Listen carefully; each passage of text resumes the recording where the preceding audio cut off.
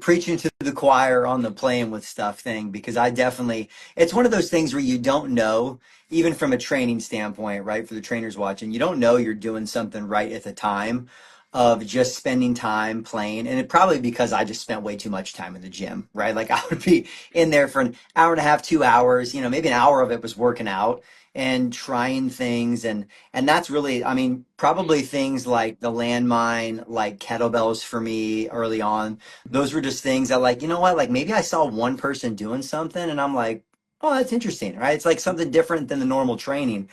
And so I've always done the same thing, just trying things out, not being afraid to look like a doofus in the gym. Like, what is this guy doing? Because it's funny, now that I'm older, I realize, like, I remember these guys back at the YMCA where I first worked out when I was like 10, 11, 12.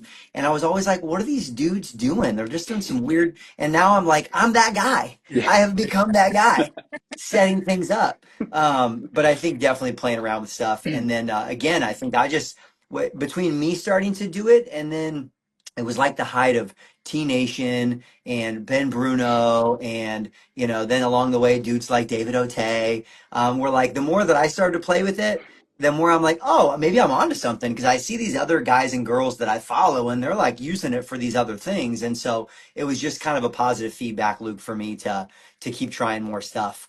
And then, it slowly just became a staple in my training in different ways. And then over time, then I started doing it with clients and got good feedback there too. And I think that's just how it stayed, is yeah, just trying stuff, seeing what I like, and then seeing what I feel like I can translate over to the people I'm working with.